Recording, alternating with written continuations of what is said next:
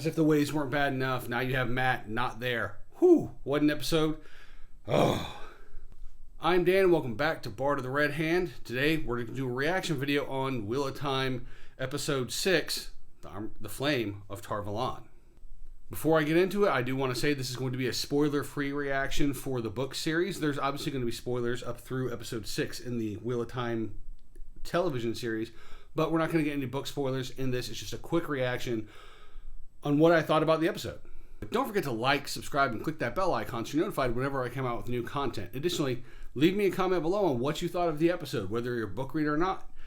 Hey, I want to hear from you.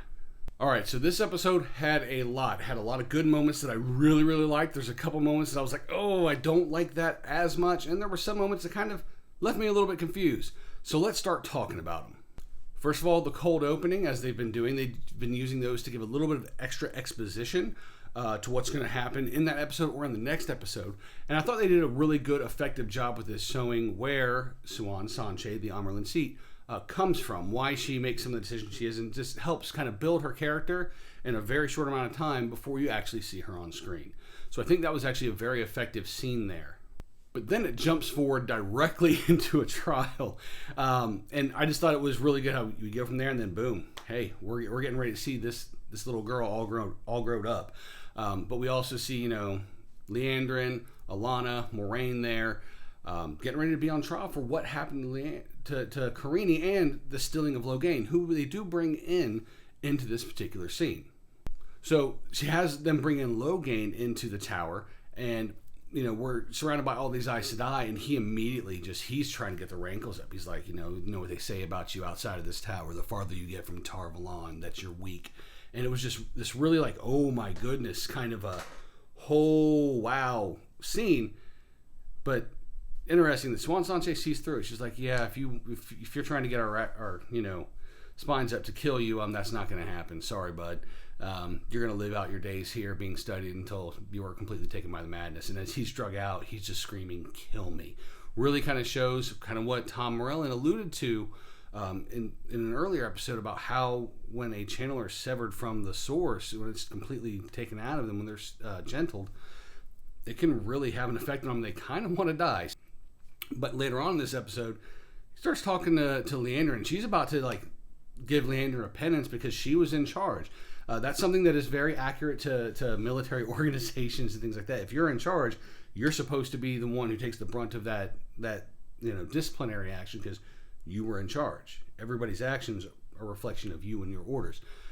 However, if you notice, Liandrin immediately deflects and starts pushing, questioning Moraine and trying to get the attention onto Moraine, to divert her penance onto Moraine. Now, Moraine basically says, I can't say, the Amyrlin's like, hey, where have you been? She's like, well, I can't say. She's like, you can't say or you won't say. This is a little hint that Aes Sedai know how Aes Sedai speak and how they work themselves around the truth. And then later on again, she asks her again while she's on her knees and says she can't say, and then has her bend down and says, I'll give you a penance tomorrow, basically pushing it. That decision to be done later. I thought that was a very good and effective scene, just to show how well the Aes Sedai understand the tricks that other Aes Sedai are going to play, especially with their words, and to kind of show that, Siuan Sanche is going to think through these things, but she's not going to take any bull from nobody, which is very cool to see in that leadership figure. Another little thing in that scene that's kind of weird or interesting to me, if nothing else, is Liandrin's kind of exposition as to what the Blue Aja are, how they're little spies. They're supposed to find out threats to the tower and humanity before they become a threat. And she says, hey, Moraine's been gone for 2 years, yet, there's ships disappearing in the west. Logain rose up from the south. Trollocs attacked the two rivers. So why didn't Moraine tell us about these things? And it was kind of like saying, hey, this is a spy. She's supposed to be going out and finding these things, but clearly she's not doing a good job. That's basically what Liandrin's saying. But the more important thing is that they're kind of setting up the Blues to be that network of spies and information gatherers that are doing that kind of gathering of knowledge so that they can assess what threats are coming. So I thought it was really kind of neat and clever there. So after that, we get to see that all the Emmons Fielders, who are Two Rivers folk, kind of get together in Tar Valon now as well. Now, it's kind of piecemeal the way it happens. We know that Nynaeve came along with Moiraine. Matt and Rand were already there. And we find out via a Yellow Sister that she went to heal Perrin. So Perrin and Egwene are there as well. So now all the characters are starting to converge back in Tar Valon, which is very interesting. We also finally get to see what that little painting or tableau or whatever you want to call it on Moraine's wall is. I'm guessing it's kind of a portal that they use the One Power to, because it looks like they meet back in Tyr, where Siuan Sanche's from, and we meet, and there's a little scene there where, you know, hey, there's some interesting things said.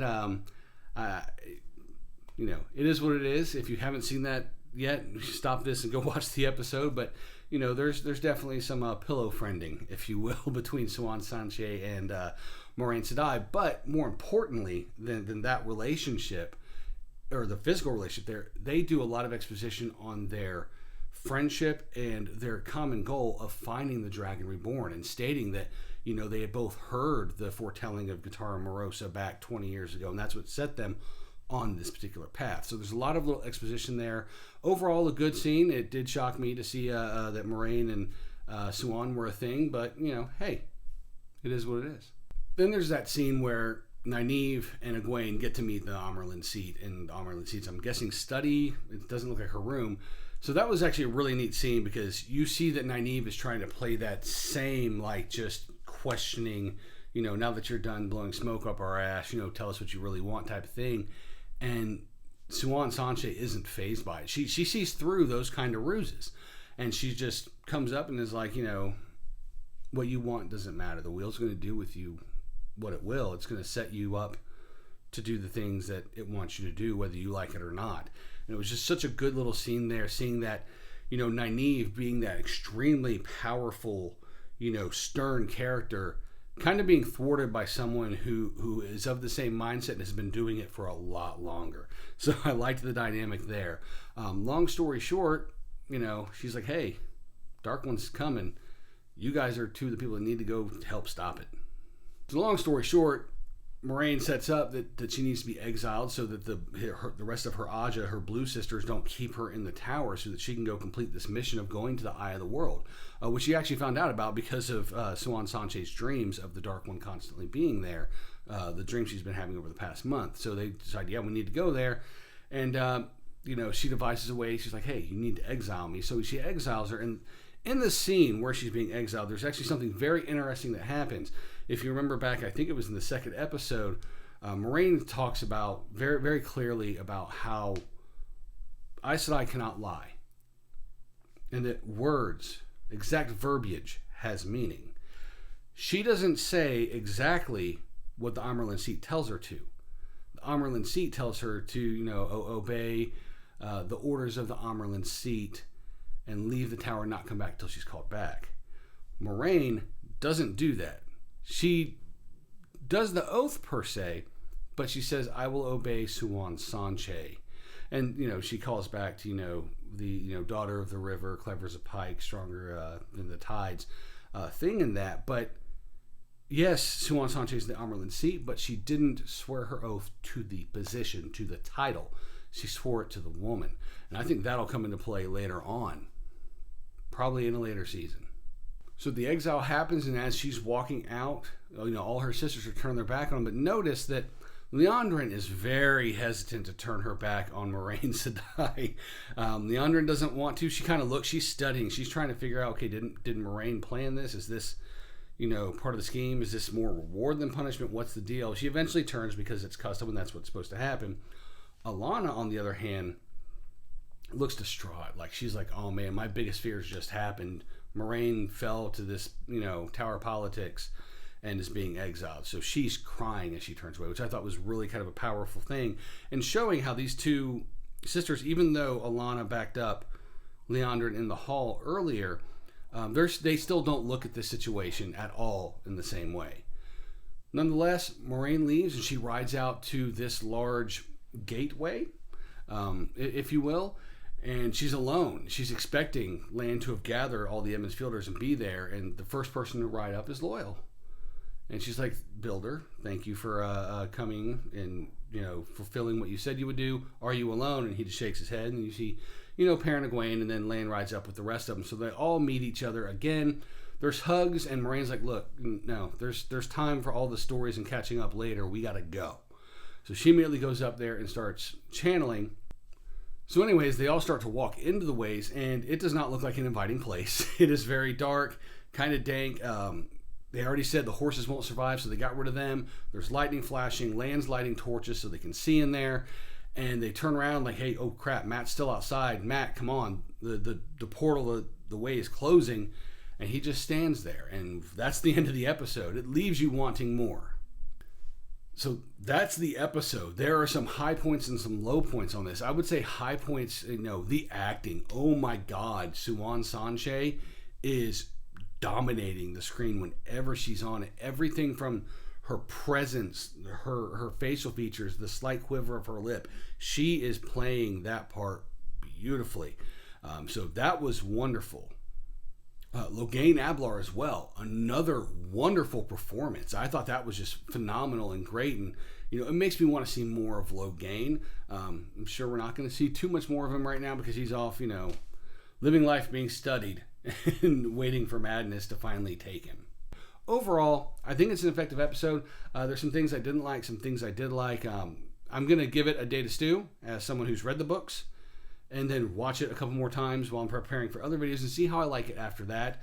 Some of the stuff that I might not like right now, as I found out in previous episodes, might just be my gut in knee-jerk reaction because I've read the books, I have a headcanon on how things should go.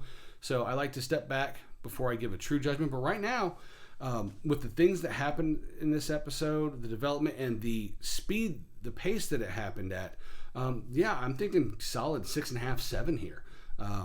Is it the best episode? No. Is it the worst? No, not even by far. A lot of White Tower, which I think they wanted to get in there. Interesting thing, I don't know if I saw Padden Fane. I'm going to have to go back frame by frame and see if I see him anywhere. So there's still some things that are some knots that are left loose. And some stuff going forward. There's that cliffhanger that makes you want more. And, honestly, it did not feel like it was an hour long. There was a point when I saw where the story was going, where it was developing. I'm like, oh crap, we got to be near the end of this episode. It doesn't feel like I'm there. And yeah, there was like 5 minutes left. So, nonetheless, it left you wanting more. And I really can't wait till next week. All right, guys. So that's it for just a quick reaction video. Overall, I liked it. And, leave a comment down below with your thoughts on the episode. Don't forget to click that like, subscribe, and bell icon so you're notified whenever I come out with new content. And until tomorrow when I come out with my next video, have a good day.